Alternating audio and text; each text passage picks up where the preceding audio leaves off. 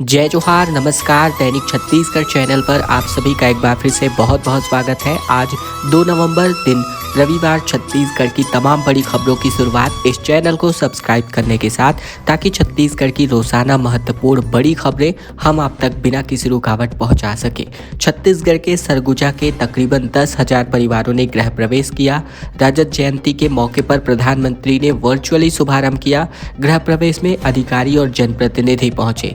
छत्तीसगढ़ राज्य स्थापना दिवस के अंतर्गत रजत जयंती के अवसर पर प्रदेश भर में प्रधानमंत्री आवास योजना ग्रामीण के अंतर्गत हितग्राहियों का सामूहिक गृह प्रवेश कराया गया, जिसमें सरगुजा जिले के तकरीबन 10,000 से अधिक हितग्राही शामिल नजर आए। पीएम आवास के हितग्राहियों के घरों को सजाया गया और उनका गृह प्रवेश करवाया गया। इसमें अधिकारी के साथ साथ जनप्रतिनिधि भी शामिल हुए। छत्तीसगढ़ राज्योत्सव स्थल नवा रायपुर अटल नगर में आयोजित किए गए मुख्य समारोह में प्रधानमंत्री नरेंद्र मोदी ने वर्चुअल माध्यम से छत्तीसगढ़ के कुल मिलाकर 3,51,000 हितग्राहियों का गृह प्रवेश करवाया, जिसमें सरगुजा जिले के तकरीबन 10,000 हितग्राही भी शामिल रहे। सरगुजा जिले के विभिन्न जनपद पंचायतों के अंतर्गत अंबिकापुर में 2,126, बतौली में 1,082, लखनपुर में 2,219, इसी के साथ ही अन्य परिवारों ने अपने घरों में गृह प्रवेश किया।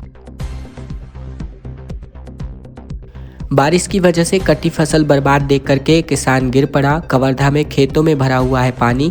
मोनथा कमजोर पड़ने की वजह से मौसम अब सामान्य होगा। छत्तीसगढ़ में पिछले कुछ दिनों से चक्रवाती तूफान मोनथा के कारण रायपुर, कवर्धा, बिलासपुर, रायगढ़ और सरगुजा समेत कई जिलों में बारिश देखने को मिली है। शुक्रवार को कवर्धा में पानी बरसा, जिसकी वजह से खेतों में पहले से कटी हुई धान की फसलें पूरी तरीके से बर्बाद हो गई। नुकसान देखकर किसान खेत में ही टूट गया और गिर पड़ा। मौसम विज्ञान विभाग के मुताबिक मोनथा के कमजोर पड़ने की वजह से पूरे प्रदेश में जो बेमौसम बारिश हो रही थी वह अब बंद हो जाएगी। मौसम सामान्य रहेगा। विभाग ने मौसम को बिगड़ने को लेकर कोई भी अलर्ट जारी नहीं किया है। बिलासपुर में कोचिंग इंस्टीट्यूट के खिलाफ सड़कों पर उतर आए हैं टीचर और स्टूडेंट्स। बोले डेमो दिखाकर हजारों रुपए वसूले गए। टीचर को सैलरी नहीं दे रहे हैं, जिसकी वजह से थाने का घेराव किया गया।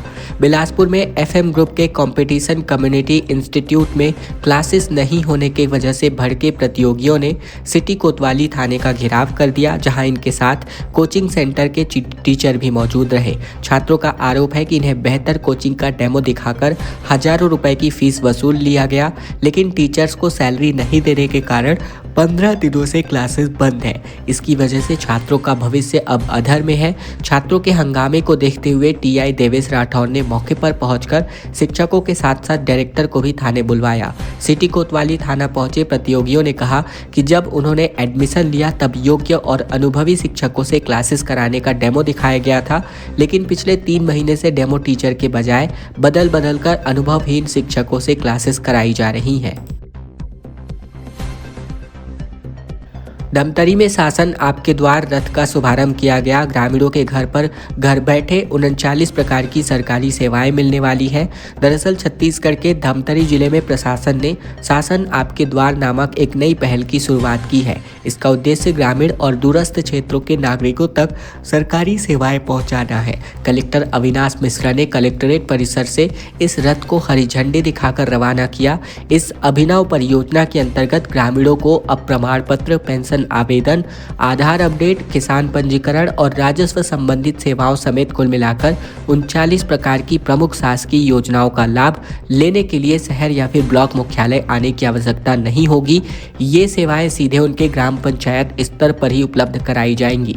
इसके लिए एक विशेष मोबाइल वैन को शासन आपके द्वार रथ के रूप में रवाना किया गया है। ये वैन निर्धारित तिथियों पर विभिन्न ग्राम पंचायतों में पहुंचेगा, नागरिकों से आवेदन प्राप्त करेगा और उन्हें संबंधित विभागों तक भेजकर शीघ्र निराकरण सुनिश्चित करेगा। राज्योत्सव के मौके पर रेलवे स्टेशन में राजकीय गीत गूंजा। एनएसयूआई की मांग पर रेलवे प्रबंधन ने फैसला किया। छत्तीसगढ़ राज्योत्सव के अवसर पर रायपुर रेलवे स्टेशन पर छत्तीसगढ़ का राजकीय गीत अरपा पैरी के धार बजाया गया, जहां रेलवे प्रशासन ने ये कदम NSUI की तरफ से सौंपे गए आवेदन के बाद से उठाया है, जिसमें राज्य की सांस्कृतिक पहचान और गौरव को प्रमुखता देने की मांग की गई थी। राज्य गठन की 25वीं वर्षगांठ पर पूरे प्रदेश में उत्सव का माहौल है। ऐसे में NSUI के प्रभारी महामंत्री हेमंत पाल और सोशल मीडिया इंचार्ज पुनेश्वर लहरे के नेतृत्व में रायपुर स्टेशन समेत प्रदेश के प्रमुख रेलवे स्टेशनों पर अरपा पैरी के धार गीत बजाने की मांग की गई थी। प्रधानमंत्री नरेंद्र मोदी ने नवा रायपुर में रोड शो आयोजित कराया, जहां राजधानी वासियों ने गर्मजोशी से प्रधानमंत्री का स्वागत किया। बता दें कि एक दिवसीय दौरे पर प्रधानमंत्री बीते दिन रायपुर पहुंचे थे, जहां इस दौरान एयरपोर्ट से लेकर ब्रह्मकुमारी के शांति शिखर भवन तक प्रधानमंत्री ने रोड शो आयोजित किया। प्रधानमंत्री एयरपोर्ट पर लैंड करने के बाद उन्होंने सत्यश्री साई संजीवनी चाइल्ड हार्ट हॉस्पिटल में आयोजित किए गए दिल की बात कार्यक्रम में हिस्सा लिया। इस दौरान प्रधानमंत्री ने हृदय रोग का सफल ऑपरेशन कराए गए तकरीबन 2500 बच्चों के साथ संवाद किया और इसके बाद प्रधानमंत्री मोदी ने ब्रह्म कुमारी के शांति शिखर भवन का लोकार्पण किया। सड़क के दोनों ओर बड़ी संख्या में लोग प्रधानमंत्री की एक झलक पाने के लिए उमड़ पड़े, जहां लोगों ने हाथ हिलाकर और बैनर पोस्टर लहराकर इनका गर्मजोशी से स्वागत किया। छत्तीसगढ़ में तकरीबन 13 फीट लंबे किंग कोबरे का रेस्क्यू ऑपरेशन अंजाम दिया गया। 20 लोगों को मारने की पावर ये रखता है, अकेले घोंसला बनाकर अंडे देता है और 20 साल तक ये जिंदा रहता है।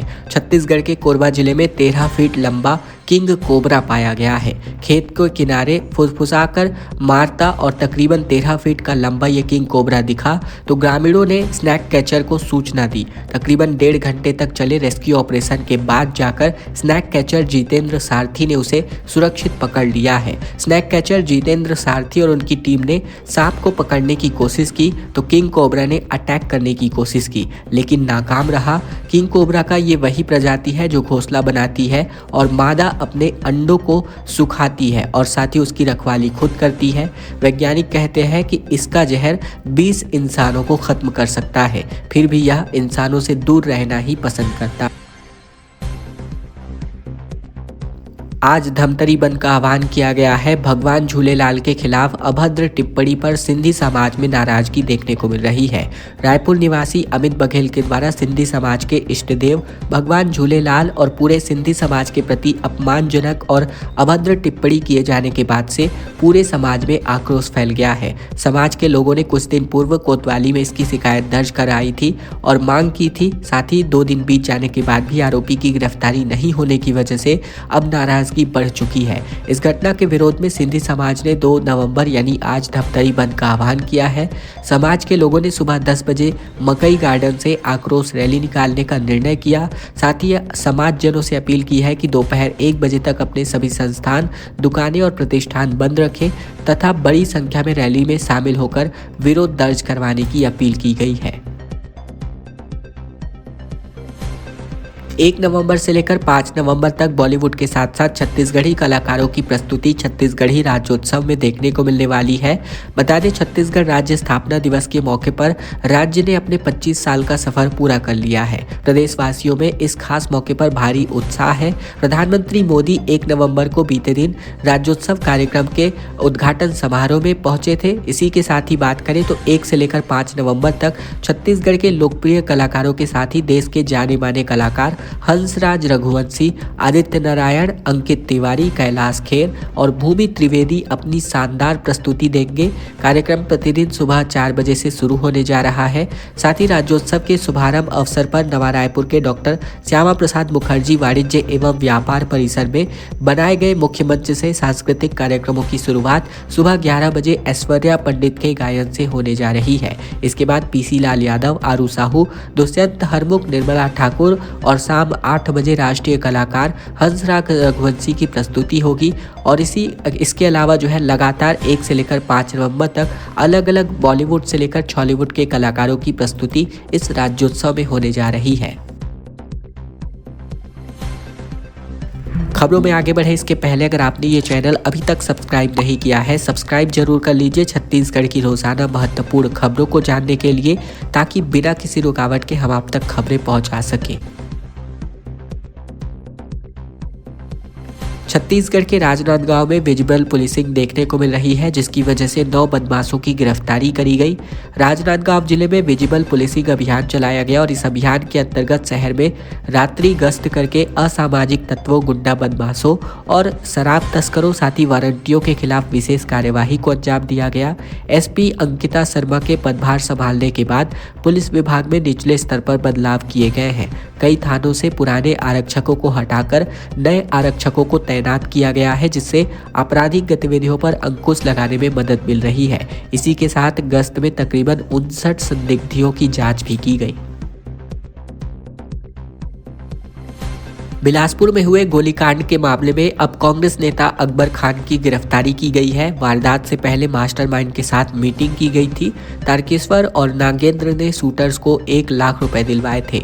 छत्तीसगढ़ के बिलासपुर में राजनीतिक वर्चस्व और जमीन बिजनेस की लड़ाई के चलते कांग्रेस के नेता नीतेश सिंह पर गोली चलाई गई थी। इस मामले में अब पुलिस ने कांग्रेस नेता अकबर खान को गिरफ्तार किया है।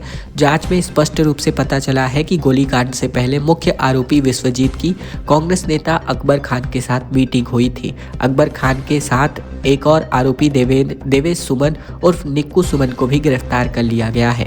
पुलिस के अनुसार अकबर खान नीतेश सिंह पर फायरिंग कराने की साजिश में शामिल था। वहीं हत्या करवाने के लिए कांग्रेस नेता तारकेश्वर पाटले और नागेंद्र राय ने सुपारी दी थी। विश्वजीत को तारकेश्वर पाटले ने शूटर्स को देने के लिए 1 लाख रुपए उपलब्ध भी करवाए।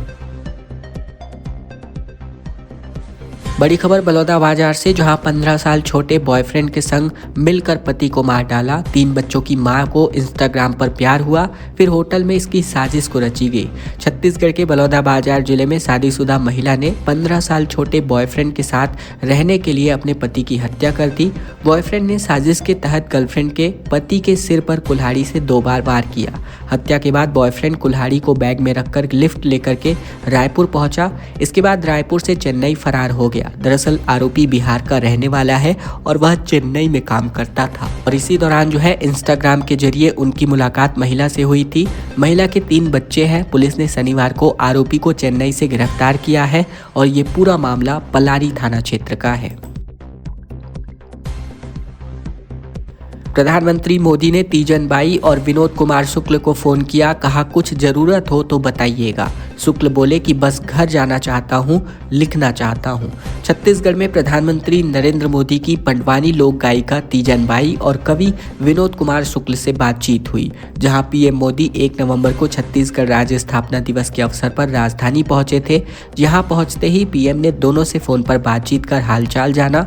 बता दें कि तीजन बाई पिछले 1.5 साल से बीमार है, उनका इलाज जारी है। वहीं ज्ञानपीठ पुरस्कार विजेता वरिष्ठ साहित्यकार विनोद कुमार शुक्ल भी सांस की तकलीफ के कारण हॉस्पिटल में एडमिट है, जिनसे बातचीत करके पीएम ने कहा कि कोई भी जरूरत होने पर सीधे उनसे संपर्क कर सकते हैं। बातचीत के दौरान प्रधानमंत्री मोदी ने साहित्यकार शुक्ल से पूछा कि आप क्या चाहते हैं। इसके जवाब में शुक्ल ने कहा कि बस घर जाना चाहता हूँ, लिखना चाहता हूँ, क्योंकि लिखना मेरे लिए सांस की तरह है। रामानुजगंज में क्षेत्रीय फुटबॉल टूर्नामेंट का शुभारंभ हुआ है, जहां छत्तीसगढ़ और झारखंड की 32 टीमें इसमें हिस्सा ले रही हैं। उद्घाटन मैच में चुटिया की टीम ने सीजी टाइगर बलरामपुर को हराया है। छत्तीसगढ़ राज्य स्थापना की रजत जयंती के अवसर पर रामानुजगंज के हाई स्कूल मैदान में क्षेत्रीय फुटबॉल टूर्नामेंट का भव्य शुभारंभ हुआ है। स्पोर्ट्स क्लब के द्वारा आयोजित किए गए इस टूर्नामेंट में छत्तीसगढ़ और झारखंड की कुल मिलाकर 32 टीमें शिरकत कर रही हैं। कार्यक्रम का उद्घाटन जिला पंचायत उपाध्यक्ष धीरज सिंह देव ने किया है। उद्घाटन मैच झारखंड की चुटिया टीम और छत्तीसगढ़ की सीजी टाइगर बलरामपुर टीम के बीच खेला गया। रोमांचक मुकाबले में चुटिया टीम ने सीजी टाइगर बलरामपुर को 2-1 से हराकर जीत दर्ज की। मैच देखने के लिए बड़ी संख्या में खेल प्रेमी और नागरिक उपस्थित रहे। कांकेर में 1200 हितग्राहियों को प्रधानमंत्री आवास मिला। कलेक्टर और सीओ की उपस्थिति में सामूहिक गृह प्रवेश उत्सव आयोजित किए गए। छत्तीसगढ़ के कांकेर जिले के चारामा जनपद पंचायत में 1200 प्रधानमंत्री आवास योजना ग्रामीण के हितग्राहियों को सामूहिक गृह प्रवेश कराया गया। इस अवसर पर जिला कलेक्टर नीलेश कुमार क्षीरसागर और जिला पंचायत के मुख्य कार्यपालन अधिकारी हरेश मंडावी उपस्थित रहे। ये कार्यक्रम छत्तीसगढ़ की 25वीं रजत जयंती के अवसर पर आयोजित किए गए, जिसमें प्रधानमंत्री मोदी के द्वारा राज्य भर में 3.5 लाख आवासों का सामूहिक गृह प्रवेश कराया जाना है। चारामा जनपद पंचायत के अंतर्गत ग्राम पंचायत जैसा कर्रा में सहदेव, हीरामन, दुलारी और बिरन जैसे हितग्राहियों के आवासों के रूप में विशेष रूप से इनका गृह प्रवेश करवाया गया। अंबिकापुर मेडिकल कॉलेज में रेडियोथेरेपी विभाग खुलने जा रहा है। शासन ने इसकी मंजूरी दे दी है। कैंसर पीड़ितों के लिए एक बड़ी राहत की खबर है। 7 पदों के लिए अब स्वीकृति भी प्रदान कर दी गई है।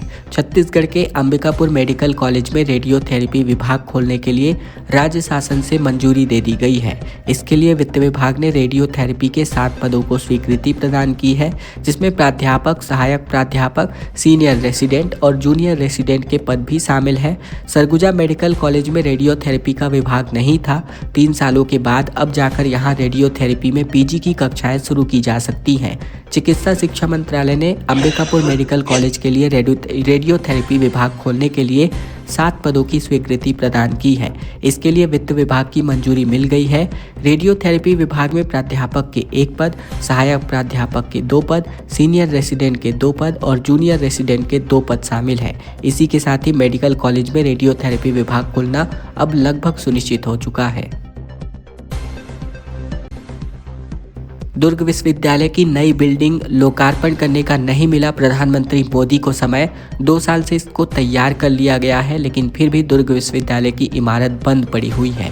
दुर्ग विश्वविद्यालय की बिल्डिंग का लोकार्पण छत्तीसगढ़ के स्थापना दिवस पर प्रधानमंत्री मोदी के हाथों कराने की तैयारी थी, लेकिन पीएमओ से प्रधानमंत्री का समय नहीं मिलने की वजह से दुर्ग विश्वविद्यालय की नई बिल्डिंग का लोकार्पण नहीं हो सका।